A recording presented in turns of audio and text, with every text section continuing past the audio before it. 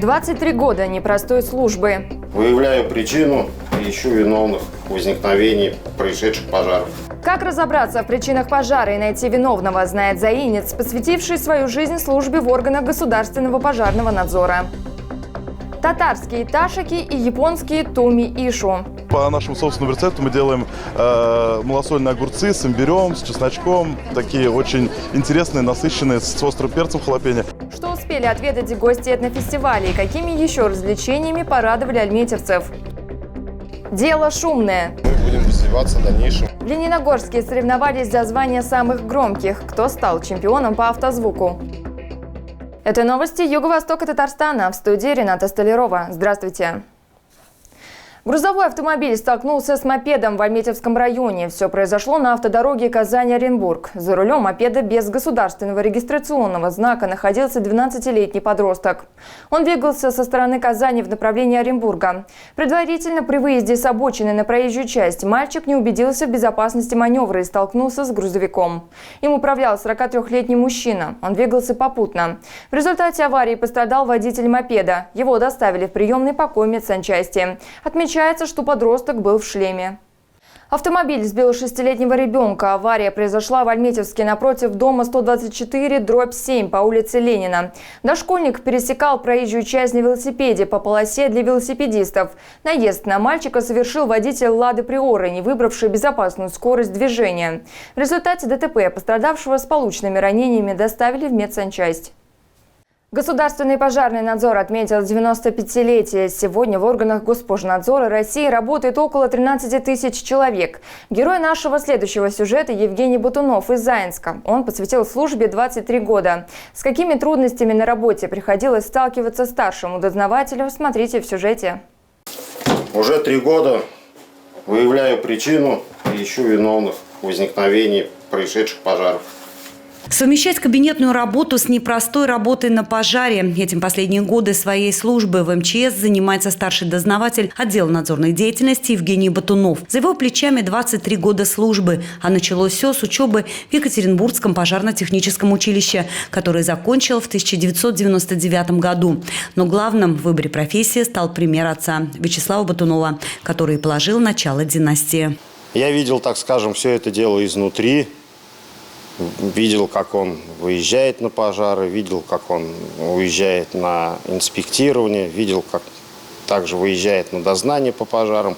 Все это я видел, как бы с ним разговаривали. Разобраться в причинах пожара, найти виновного – задача не из простых. На первый взгляд такая работа незаметна. Но дознаватель летит на пожар с первым сигналом тревоги. Ведь именно оперативность на месте ЧП может сыграть решающую роль. Переносная экспертно-криминалистическая лаборатория всегда под рукой. Измерительные приборы, инструменты – все это помощники дознавателя. Здесь у нас имеются необходимые инструменты, необходимые измерительные приборы, с помощью которых мы проводим конкретное детальное расследование очага, места пожара. Опросить свидетелей, взять образцы на экспертизу – все это техническая часть работы и с годами отточена. Сложнее всего работать с людьми. Евгений Батунов говорит, что тут надо быть психологом. Разговаривать с человеком, оставшимся без крова, очень сложно. Приходится быть, наверное, каким-то психологом, да, чтобы, по крайней мере, с человека, с потерпевшего взять какие-то объяснения. В этот момент он находится в таком положении, что, и разговаривать он ни с кем не хочет, а ты тут еще со своими вопросами к нему лезешь в душу. Наверное, вот это вот самое тяжелое – это, скорее всего, общение с людьми. В послужном списке подполковника внутренней службы Евгения Батунова места работы. Города Заинск, Альметьевск, должности от инспектора до начальника пожарной части. Участвовал в ликвидации последствий взрыва склада боеприпасов в Свердловской области. Имеет медали МЧС за отличие в службе. Вместе с семьей все-таки решил остаться в Заинске. Последние годы старший дознаватель отдела надзорной деятельности. У Евгения Вячеславовича отец служил в пожарной охране. Сейчас находится на заслуженном отдыхе уже. Евгений является достойным представителем, и продолжает, так скажем, его дело. Служба государственного пожарного надзора отметила 95-летний юбилей. Этот праздник для династии Батуновых уже двойной. У Евгения подрастают 2 сыновей. Так что, кто знает, возможно, история продолжится. Елена Маврина, Денис Ипатов, новости Юго-Востока. Итоги государственной аттестации озвучил министр образования и науки Республики Татарстан Эльсур Хадиуллин. Всего сдавали экзамен 17 452 школьника. В целом по всей республике понизился средний балл по русскому языку, физике, биологии, информатике, географии и литературе. Повышение среднего балла наблюдается по профильной математике, химии, истории, английскому языку и обществознанию. Бугульминский район находится в десятке лидеров по итогам экзаменов по русскому языку, информатике, биологии и химии. Лениногорский район показал высокие результаты по русскому языку. Отличились и школьники, которые сдавали профильную математику в Бавлинском районе, в среднем 70 баллов. Альметьевский район вошел в десятку лидеров по информатике, а Заинский район по литературе. 100 бальников в этом году 218 человек. 14 из них получили наивысший балл сразу по 2 предметам. В Заинском районе проверили готовность зерноуборочных комбайнов к выходу в поле. Комиссия осмотрела всю технику в районе. Особое внимание уделили техническому состоянию машин и пожарному оборудованию. В полной боевой готовности, чтобы выйти в поле, выстроилась техника на традиционном параде комбайнов. На старт уборочной кампании Заинский район выйдет примерно в начале августа. Заинским хлеборобам в этом году предстоит собрать урожай с площади почти 37 тысяч гектаров. На уборке зерновых будет задействовано 44 комбайна. Комиссия в составе специалистов сельского хозяйства района АО «Агросила» проверила технику во всех хозяйствах района. Это зерноуборочные комбайны, техника по заготовке и перевозке соломы, обработке почвы, транспорт для перевозки зерна. Сегодня мы провели приемку комбайнов, парад комбайнов. В 3 точках собрали с механизаторами. Они все свои. Значит, что отрадно, и молодежи очень много. Ну, на полях очень хороший хлеб, очень большой урожай. Но в народе говорят, не то что на поле, на амбаре, в амбаре. Вот поэтому мы настраиваем механизаторов, специалистов на большой труд. Под пристальным вниманием комиссии попал каждый комбайн, ведь провести уборочную кампанию нужно в кратчайшие сроки и без потерь. Тем более урожай в этом году ожидается рекордный, а значит работать придется на полную мощь. Каждый комбайн пропустили через полога для проверки герметичности, чтобы ни одно зернышко не осталось в поле. Проверили также соблюдение пожарной безопасности и требования охраны труда. Каждый отряд укомплектован водовозами и трактором с агрегатом обработки почвы для использования в случае ЧП. Во всех хозяйствах в период уборки будут работать выездные ремонтные бригады. Соблюдайте правила техники безопасности во время ремонтных работ, во время уборочных работ. Соблюдайте правила пожарной безопасности, техника дорогая.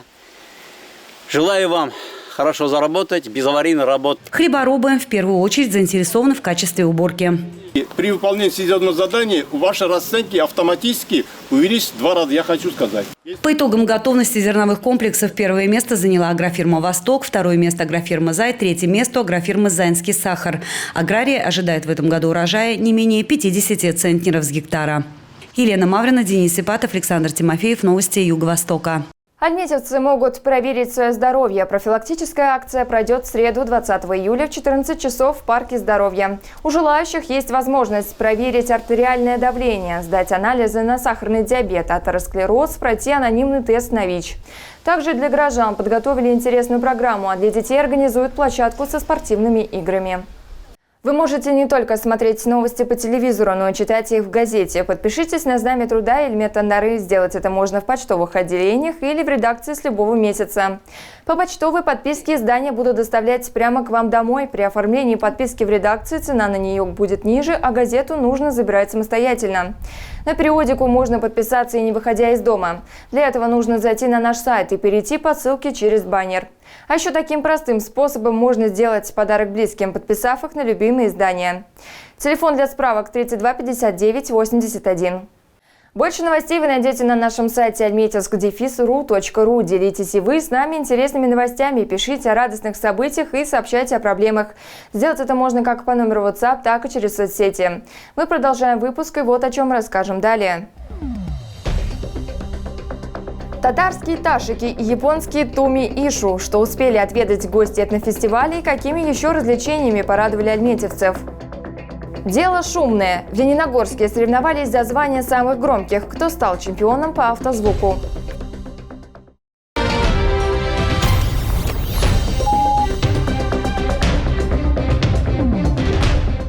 С Поиграть в старинные татарские ташики, японские туми-ишу, отведать узбекские чалоп и битые огурцы. Такая возможность выпала гостям этнофестиваля в сквере Каракуз.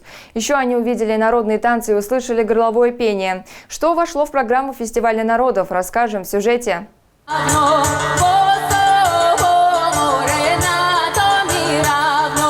Фолк-группа «Мирина» уносит своими напевами в степи и леса. Этнофестиваль «Лето Каракуз» щедро осыпан кряшинскими песнями, удмуртскими танцами и мордовскими мелодиями. Рядом с современными зданиями в сквере расположились юрты X века, палатки этномаркета с ремесленными товарами и старинными музыкальными инструментами. На этнофестивале и кухня соответствующая: канина с полбы, узбекская окрошка чалоп и, конечно же, плов – традиционное блюдо многих народов. Но, по словам Павла Красильникова, едят его везде по-разному. Где-то со спелыми томатами есть такой салат, айчичук называется, а где-то с малосольными огурцами. Вот у нас по нашему собственному рецепту мы делаем малосольные огурцы с имбирем, с чесночком, такие очень интересные, насыщенные, с острым перцем халапеньо. И вот эти люди, которые сейчас стоят в очереди, обязательно скоро все попробуют. Восточные яства можно было отведать бесплатно или за символическую плату. Огромный казан казался бездонным. На самом деле он рассчитан на 500 человек. Желающих охладиться ожидали айран и квас в специальных сосудах. А не заскучать самым маленьким гостям фестиваля помогли старинные игры. У вас есть фишка и есть вторая фишка. Вы должны ударить по вот этому краю, тем самым она подлетит и попадет в тарелочку.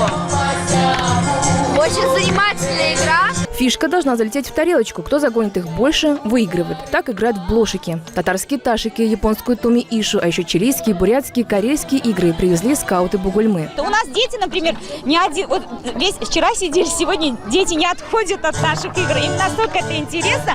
Я думаю, что это и есть замена каким-то современным гаджетам. Мы можем их увести от этого, наверное, вредного влияния некоторых элементов современной жизни. Фестиваль «Лето Каракуз» продлится до 27 августа. По пятницам, субботам и воскресеньям жителей ждет новая программа. Ближайшие мероприятия будут посвящены современной хореографии.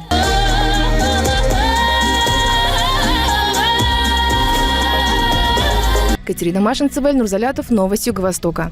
Альметьевцы побывали в кабары и цирке, увидели немое кино, попали под пластилиновый дождь и оказались между завтра и вчера. Все это название спектаклей и перформансов фестиваля уличных театров. Актеры из Самары и Санкт-Петербурга рассказали, как попали в искусство, почему уличный театр сам находит зрителей и каково быть выше других в прямом смысле. Их историю услышала моя коллега Катерина Машинцева.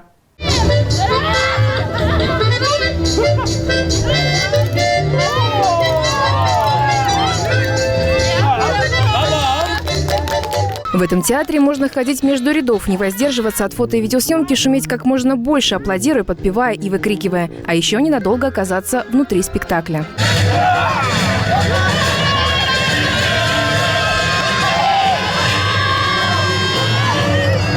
Уже бывалые участники фестиваля команда театра «Пластилиновый дождь» представила публике несколько работ. Это мистическая постановка «Обряд», основанная на легендах и мифах, а также спектакль «Шествие» между завтра и вчера. То есть между завтра и вчера, то есть это сегодня получается.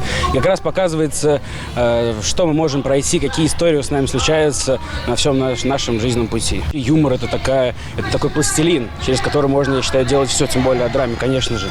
Потому что иногда люди смотрят, им иногда неинтересно смотреть только прям конкретно на драму. Всегда нужен юмор. Также жить прям веселее. Участница самарской труппы Юлия, экономист по образованию, но актриса по призванию. Она увидела выступление артистов, прошла кастинг, и уже 5 лет девушка оперирует не цифрами, а пантомимой, драмой и комедией. Юля, можно сказать, на голову выше остальных, а то и больше. Она не просто играет роли, а делает это на ходулях. И прозвище у нее под стать – «Космос». Это ходули называется. Мы их сами делаем. В них очень удобно ходить. Ощущение, что вы выше всех, каково? Конечно. Очень удобно. Смотреть на всех вот так. Ну, так интересно, да.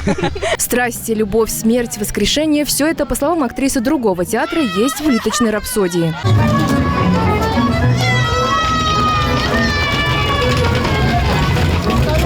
Персонаж «Заяц толстый» или просто Полина когда-то не поступила в театральный институт, но это еще быстрее открыло ей дорогу в актерский мир. Она попала в лабораторию при театре и стала актрисой уличного жанра. Театр прекрасен тем, что он для всех.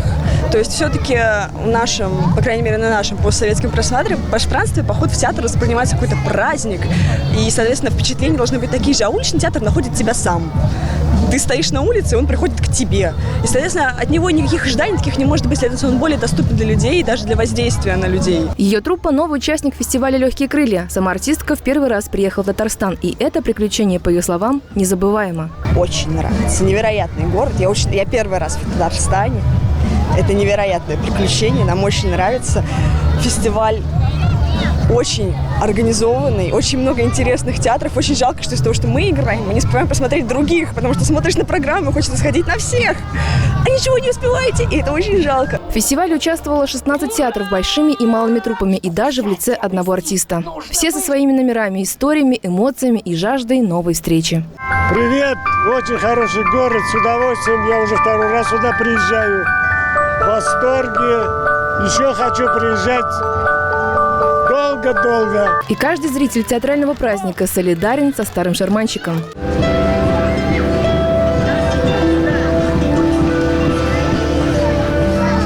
Катерина Машинцева, Эльнур Залятов, Новости Юго-Востока.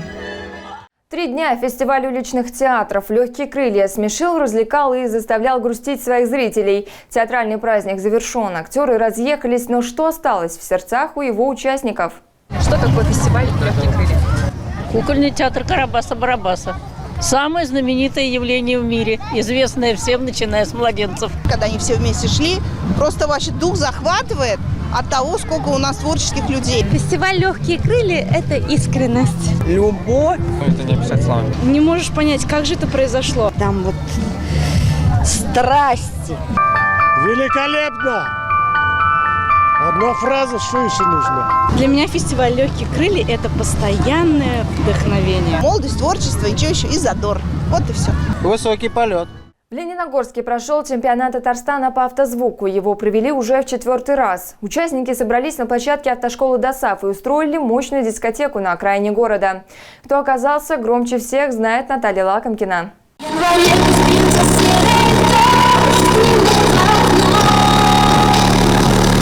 Сотни децибелов звука и рев моторов. На чемпионате Татарстана по автозвуку в этом году было представлено 112 машин. Для сравнения, в прошлом приезжали 98. Автовладельцы – участники из городов республики и других регионов России. Если нам будет оказана поддержка, я думаю, мы будем развиваться в дальнейшем и устраивать более грандиозные мероприятия. Как для своего города, так и, возможно, в других местах. То есть я считаю, что для города Лениногорска данное мероприятие достойно уважения, на самом деле, количество зрителей. Организовали соревнования сами водители-меломаны за свой счет и с помощью спонсоров. Поддержку оказали автошкола ДОСААФ и мэрия. Может, вообще в следующий раз собрать на Майдане и сделать побольше, чтобы со всех городов по объездной заезжали и побольше, и чтобы шумел лес, не только город, а то в городе все возмущаются. В этом году поэтому чуть сюда взяли, передвинули. Представители жюри замеряли уровень звука профессиональным оборудованием. Громче всех оказались участники из Ульяновска. Автомобиль 4-кратного чемпиона России выдал мощность в 164 децибела. Это больше, чем при взлете реактивного самолета. Зрители в это время тоже не скучали. Для взрослых и самых юных проводились различные забавные состязания. Незабываемые впечатления. Первый раз пришел. И очень все нравится. По итогам чемпионата по автозвуку были определены 33 призера. В планах организаторов выйти на всероссийский уровень. В последующем соревнования хотят проводить в крупных городах. Наталья Лакомкина, Николай Орехов, Новости Юго-Востока. Лето – прекрасное время для пленэра. Живописцы часто выбираются на природу за вдохновением. Среди них и Арина Инсапова, которая приехала в Бавлы на летние каникулы, чтобы насладиться живописными видами и рисовать. Айгуль Хусаинова познакомилась с юной художницей и ее работами. Легким движением руки на белой бумаге появляются эскизы рядом стоящей сосны. Вот так на свежем воздухе под пение птиц создается еще один красивый рисунок. 14-летняя Арина Генцапова каждое лето приезжает в Бавлы из далекого Когалыма. Здесь она проводит все свои каникулы. Каждый раз, когда Арина приезжает в родные края своей мамы Инзиры, она привозит свои некоторые работы, над которыми трудилась целый учебный год. А занимается девушка в художественном отделении школы искусств города Когалыма 4-й год. Арине, когда было год и 8, она уже любила рисовать. Когда уже мы пошли в сад, тогда заметила наша воспитательница Людмила Васильевна. Она с ней занималась каждый день. Они рисовали, остальные дети играли, они вдвоем рисовали. По словам мамы Арины, свою дочь в художественную школу она записала, когда ей было уже 11 лет. В семье талант к рисованию есть у папы Арины, Азата. Также хорошо рисуют и родные тети девушки. Под умелыми руками милой и скромной Арины получаются вполне серьезные работы. В основном натюрморты больше нравятся. Карандашом рисовать. Ну и гуашью, красками тоже. В будущем Арина хочет стать дизайнером или же художником, а пока она наслаждается летними каникулами и занимается любимым хобби. Ведь чтобы срисовать картину живописной природы, далеко ходить не надо. За окнами квартиры, где гостит Арина, открывается прекрасный вид на лес. Айгуль Хусайнова, Булат Минязов, новости Юго-Востока.